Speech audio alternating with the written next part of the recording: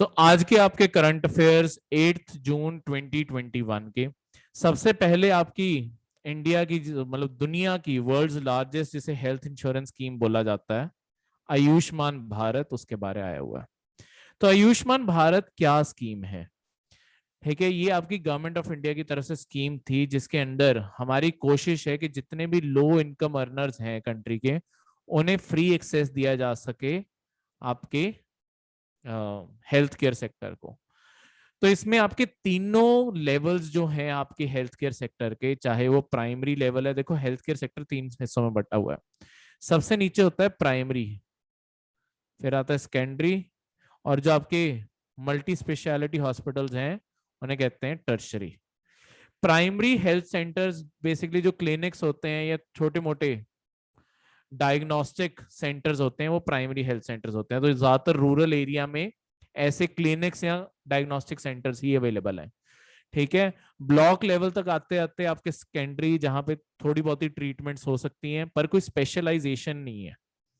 आप ज्यादातर जो आपके बड़े शहर जहां डिस्ट्रिक्ट कैपिटल्स देखते हो, ठीक है, जो डिस्ट्रिक्ट हेडक्वार्टर्स देखते हो, वहां पे आपके मल्टी स्पेशलिटी हॉस्पिटल्स होते हैं। ठीक है, जैसे अगर चंडीगढ़ की बात की जाए तो आपका जैसे पीजीआई हो गया, 32 सेक्टर का हॉस्पिटल, 16 सेक्टर का हॉस्पिटल।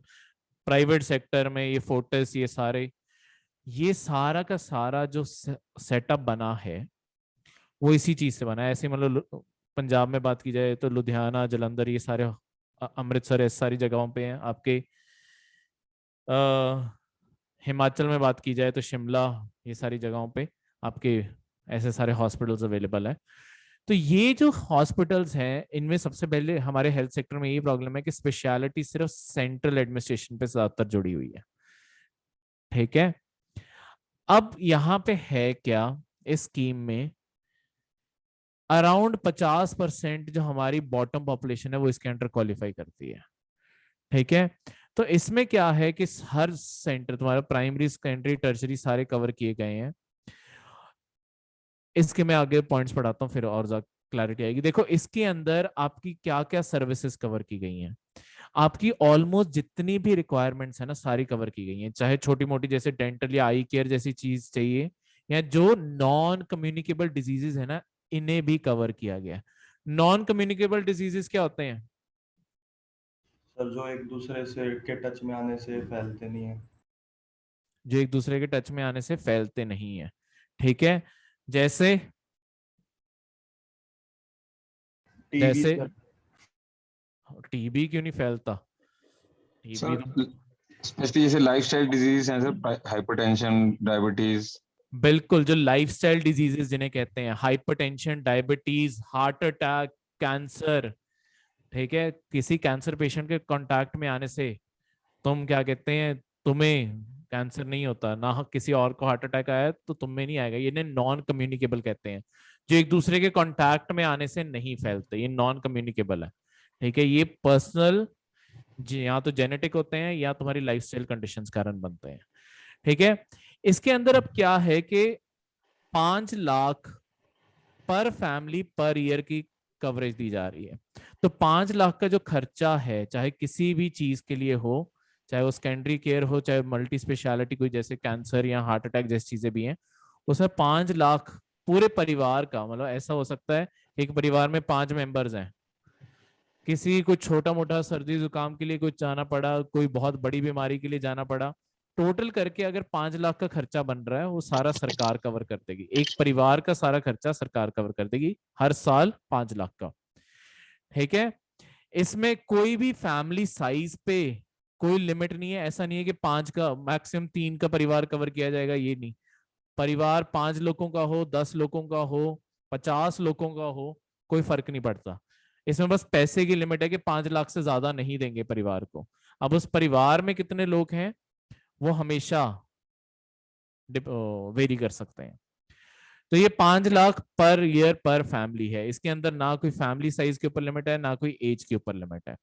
ठीक है, और ये जो स्कीम है ये प्री और पोस्ट हॉस्पिटलाइजेशन एक्सपेंसेस को भी कवर करती है। इसका क्या मतलब है? देखो हॉस्पिटल अपने आप में सिर्फ इकलौता खर्चा नहीं है, इंडिया में एक बहुत इसे बॉटम 50% पॉपुलेशन क्यों इसके अंदर कवर की गई है। हेल्थ केयर ना एक ऐसी चीज है जो एक्चुअली लोगों को ना पॉवर्टी में धकेल देती है, क्योंकि अगर किसी परिवार के ऊपर अचानक बहुत ज्यादा हेल्थ केयर का खर्चा आ जाए और बहुत ही लार्ज स्केल खर्चा आ जाए, तो ये भी हो सकता है कि वो अपना सारी सेविंग्स गवा बैठे हैं। तो जो बॉटम पे, पिरामिड के बॉटम पे है ना इकोनॉमी के, वो सबसे ज्यादा वल्नरेबल हैं इससे कि उन्हें सबसे ज्यादा इफेक्ट हो सकता है। इसीलिए कोशिश, इसके थ्रू ये कोशिश की जा रही है कि हम पॉवर्टी में गिरने से लोगों को बचा सकें, ठीक है, उनके इस खर्चे के बचने कारण। ठीक है, अब ये जो आपके स्कीम है ये कैशलेस बेनिफिट है, कि यानी कि जिसके पास आयुष्मान भारत का कार्ड होगा वो बस वो अपना कार्ड दिखा दे और उससे कोई पैसे चार्ज नहीं किए जाएंगे 5 लाख के खर्चे तक। और ये आपके सरकारी हॉस्पिटल्स और प्राइवेट इम्पैनल्ड, यानी कि सारे प्राइवेट भी नहीं, जो इस स्कीम के साथ जुड़े हैं प्राइवेट हॉस्पिटल्स, उन सबको कवर करता है। तो चाहे अब तुम सरकारी हाउसेज में जाओ, सॉरी सरकारी हॉस्पिटल्स में जाओ, चाहे तुम प्राइवेट हॉस्पिटल्स में जाओ, तुम्हें दोनों साइड इस चीज के अंदर कवरेज मिलती है। ठीक है, अब आपकी अच्छा, अब इसके लिए कौन कौन एलिजिबल है, देखो मैंने यहाँ पे ना ये एलिजिबिलिटी क्राइटेरिया डिटेल में लिख दिया है, क्योंकि कई बार ना आपके बहुत ही डिटेल में, कई बार एग्जामिनर का मन करे तो बहुत ही डिटेल में क्वेश्चन पूछ लेता है कि कच्चे घर वाले होने चाहिए, पक्के घर वाले होने चाहिए। तो ये सारे एलिजिबिलिटी क्राइटेरियाज हैं। ये एलिजिबिलिटी क्राइटेरियाज हमें पता कैसे चलता है किसके पास एक सिंगल रूम का कच्चा घर है, ठीक है, कच्चा घर है। ये ना आपके एक सेंसस का पार्ट था, यहाँ लिखा होगा आपके सोशियो इकोनॉमिक, हाँ ये लिखा है। जो आपका 2011 में सेंसस हुआ था ना, उसमें सरकार ने खास करके एक अलग चीज करवाई थी जिसे कहते हैं सोशियो इकोनॉमिक कास्ट। यहाँ पे फुल फॉर्म नहीं लिखी तो मैं लिख रहा हूं सेंसस। इसके अंदर हमने लोगों की कैसी कंडीशंस में लोग रहते हैं ना, वो भी हमने सारी स्टडी करवाया था।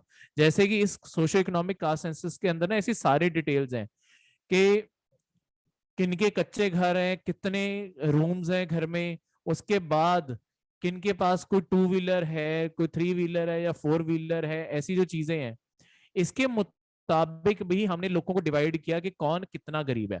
अब देखो जिसके पास 2 व्हीलर है, होने को वो भी गरीब हो सकता है, पर दूसरा इंसान जिसके पास पैसे भी नहीं है उसे खरीदने के, तो इन दोनों में से अगर मुझे चूज करना पड़े कि मैं किसे बेनिफिट दूं, ये 2 व्हीलर वाले को दूं या जिसके पास कुछ भी नहीं है उससे दूं, अगर इनमें से चॉइस आ जाए, है तो दोनों गरीब हो सकते हैं, पर मुझे उससे नीचे वाले को चुनना पड़ेगा। तो इस चीज के कारण हमने एक पूरा डिटेल्ड सर्वे करवाया था आपके सेंसस 2011 में, जिसके अंदर ऐसी छोटी से छोटी चीजें कवर की गई हैं कि किसके घर पे फ्रिज है, लैंडलाइन फोन है, इतनी छोटी छोटी डिटेल भी कवर की गई थी। क्योंकि अगर हमें किसी को क्राइटेरिया में रखना है तो ये सारी चीजें हमें जोड़ के देखना पड़ेगा कि सबसे गरीब कौन बने। ठीक है, तो सबसे गरीब कौन बने वो इसके थ्रू देखा जाएगा, तो वो चीज यहां से आ जाएगी। क्लियर है? Next is transgender persons protection of rights act 2019। देखो आपके मद्रास हाई कोर्ट का ये उनसे करंट अफेयर बना है कि बेसिकली उन्होंने सरकार को बोला है कि एनजीओ को इन्वॉल्व करो और जो आपकी LGBTQ+ कम्युनिटी है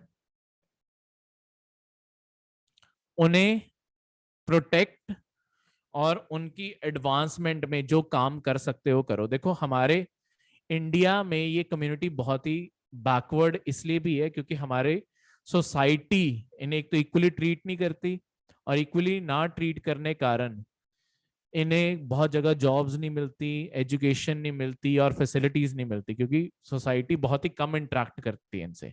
पर एक चीज मैं तुम्हें पहले बता दूं कि आपकी जो एक्चुअली प्रोटेक्शन का जो स्टेटस है सरकार ने इसी के चलते हुए 2019 में ना एक एक्ट पास किया था, transgender person protection of rights act 2019। ये जो एक्ट है इसमें सरकार ने एक चीज की क्लैरिटी किया, आपको अगर कभी कम्युनिटी के रिगार्डिंग क्वेश्चन आ जाए, ठीक है, जो आपके ये लेस्बियन, गे, बाइसेक्सुअल, क्वेयर, इंटरसेक्स, एसेक्सुअल, ये जो लोग हैं ना, इन्हें प्रोटेक्शन नहीं मिलती। आपकी प्रोटेक्शन सारी की सारी ट्रांसजेंडर कम्युनिटी को ही है सिर्फ, ठीक है, सिर्फ एक ही कम्युनिटी को प्रोटेक्शन दी है, ये बाकियों को प्रोटेक्शन नहीं है, ठीक है। सरकार ने ये चीज एक डेफिनेशन में क्लियर की थी, ठीक है। तो ट्रांसजेंडर कोई भी ऐसा पर्सन होता है जिसका जेंडर जो बर्थ के टाइम असाइन किया गया उससे नहीं मैच करता, ठीक है, वो वेरियल कर सकता है, अलग अलग ऑर्गन्स का इंटरमिक्स भी हो सकता है, ऑर्गन्स की डेफिशिएंसी भी हो सकती है, किसी भी तरीके से हो सकता है। इनके लिए सरकार ने डिस्क्रिमिनेशन इनके अगेंस्ट बैन की, एजुकेशन, एम्प्लॉयमेंट, हेल्थ केयर, ये सारी चीजों में आपकी डिस्क्रिमिनेशन बैन की है, ठीक है। उसके बाद इन्हें सारी अपॉर्चुनिटीज देने की सारी बात की है, रेजिडेंसीज में कोई इन्हें डिस्क्रिमिनेट नहीं करेगा, हर चीज में, एजुकेशन में, मतलब सरकार ने एक तरह से इन्हें प्रोटेक्शन देने के लिए ये सारी चीजें आपकी इस एक्ट में लिखी थी। तो यहाँ पे पूरा एक डिटेल्ड प्रोविजन लिखा हुआ है, इन सबको आपने इसके बाद रीड कर लेना, ठीक है। आपको ये फाइल आ जाएगी तो उस फाइल से आपने रीड कर लेना। नेक्स्ट हमारे थर्ड जो करंट अफेयर है, देखो तुम्हारे कोविड के चलते हुए इंडिया में क्या हो रहा है कि बहुत सारे आपके इंडिया में जो बच्चे हैं वो बहुत ही ज्यादा ऑर्फन हो गए हैं, ठीक है। उनके कई जगह ऐसे भी हुआ है दोनों पेरेंट्स की डेथ हो गई है। तो आपने कई जगह सोशल मीडिया पे ऐसी पोस्ट भी देखी होगी कि इस बच्चे को अडॉप्ट करने के लिए अगर कोई विलिंग है तो बताओ, इसके दोनों पेरेंट्स की कोविड के चलते हुए डेथ होगी।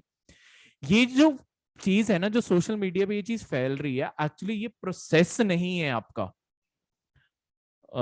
चाइल्ड अडॉप्शन का, क्योंकि इसमें तुम एक्चुअली बच्चे कैसी कंडीशन में रहेगा उसे मेक श्योर नहीं किया जा सकता। तो इसी के चलते हुए आपकी सरकार ने कुछ साल पहले ना आपकी पूरी गाइडलाइंस बनाई थी, एक पूरा अडॉप्शन सिस्टम क्रिएट किया था जिसके थ्रू आपकी अडॉप्शन होनी चाहिए, प्रॉपर अडॉप्शन जो होनी चाहिए। कोई भी बच्चा जो ऑर्फन हो जाता है, आपकी ना एक सेंटर की अथॉरिटी है, सेंट्रल अडॉप्शन रिसोर्स अथॉरिटी, कारा, और हर स्टेट के अंदर है सारा। ये आपकी बॉडीज हैं जहां पे बच्चों को रजिस्टर करना होता है कि ये वाला बच्चा ऑर्फन है, और या अगर कोई पर्सन वैसे अडॉप्ट करना चाहता है तो वो खुद यहाँ पे जाकर रजिस्टर करे कि ये बच्चा ऑर्फन है और मैं इसे अडॉप्ट करना चाहता हूँ। उसके बाद उस पर्सन का सारा बैकग्राउंड चेक किया जाता है। सबको एलिजिबिलिटी नहीं है, हर पर्सन बच्चा नहीं अडॉप्ट कर सकता, ठीक है। पहले तो उस पर्सन को फिजिकली, मेंटली, इमोशनली और फाइनेंशियली स्टेबल होना चाहिए जो बच्चा अडॉप्ट करना चाहता है। देखो अगर वो खुद ही स्टेबल नहीं है तो वो बच्चे का केयर कैसे कर लेगा। उसके बाद अगली चीज जो डिपेंड करती है कि तुम्हारा जेंडर क्या है। देखो जैसे सिंगल फीमेल जो है वो किसी भी जेंडर के बच्चे को अडॉप्ट कर सकती हैं, पर जो सिंगल मेल पर्सन है ना वो गर्ल चाइल्ड को अडॉप्ट नहीं कर सकते, ये कंडीशन बनाई गई है। उसके बाद अडॉप्शन में ये भी देखा जाता है, अगर एक कपल अडॉप्ट कर रहा है तो दोनों दोनों स्पाउस मतलब हस्बैंड वाइफ दोनों का कंसेंट चाहिए कि हाँ हम अडॉप्ट दोनों करना चाहते हैं। अगर एक दे रहा है और नहीं दे रहा तो यानी कि एक को मंजूर नहीं है अडॉप्शन, तो कल शायद वो बच्चे को मिसट्रीट करे, इस कारण दोनों का कंसेंट लिया जाता है। उसके बाद बच्चों की एज के मुताबिक पेरेंट्स की टोटल कॉम्पोजिट एज का मतलब है टोटल एज पेरेंट्स की कितनी है वो देखी जाती है, ठीक है। अगर वो सिंगल पेरेंट कोई सिंगल पर्सन अडॉप्ट कर रहा है तो जैसे 4 साल के कम बच्चे की, अगर कोई 4 साल से कम बच्चे को अडॉप्ट करना चाहता है तो 45 से कम एज का उन्हें होना चाहिए, ठीक है। ऐसे एज लिमिट्स तक डिफाइन किए हुए हैं। ये है कलेक्टिव एज, 110 साल का कोई नहीं होता। 110 का मतलब है कि दोनों कपल के दोनों की एज का टोटल नंबर 110 से कम होना चाहिए।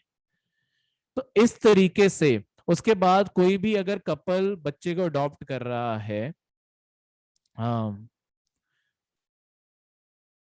2 साल की उनकी कम से कम स्टेबल पहले मैरिज होनी चाहिए, उसके बाद ही वो अडॉप्ट कर सकता है। ठीक है। और जिन कपल के 4 बच्चे ऑलरेडी हैं वो नहीं अडॉप्ट कर सकते बच्चे। ऐसी सारी ये कंडीशंस यहाँ पे स्पेसिफाई की गई हैं। क्लियर है? तो आपको ये सारी कंडीशन देखो, बार बार पढ़ोगे तभी याद होती हैं। तो आज भी आपको आ जाएंगे, आगे भी रिवाइज वीकेंड पे भी करना है, रिवीजन मैक्सिमम रखनी होती है। इससे आपको ये सारे के सारे पॉइंट्स धीरे धीरे सारी स्कीम्स याद होने लग जाती हैं। ठीक है।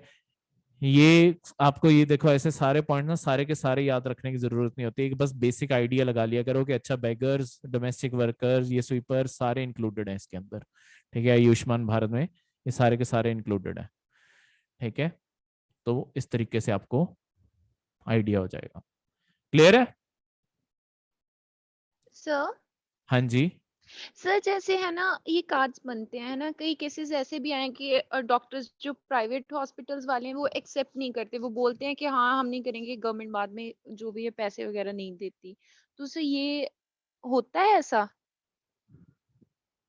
देखो होता क्या है कि रियलिटी में ना गवर्नमेंट की तरफ से पैसे बहुत ही लेट आते हैं, तो वो हॉस्पिटल्स को ना एक बहुत ही बड़ा लॉस पड़ जाता है। अगर हॉस्पिटल देखो आज कोई ट्रीटमेंट कर जाए, कुछ भी करता रहे, लेट्स सपोज लगातार फैसिलिटी देता रहे, पर सरकार की तरफ से उस एक ट्रीटमेंट के पैसे भी 3-5 साल बाद आ रहे हैं, हॉस्पिटल अपने आप डिस्करेज हो जाते हैं कि यार ऐसे पेशेंट्स को एडमिट ही ना करो, क्योंकि उनका टाइम भी लग रहा है, डॉक्टर्स को सैलरीज भी जा रही है, उन्हें लगता है कि हमें रिकवरी भी नहीं हो रही।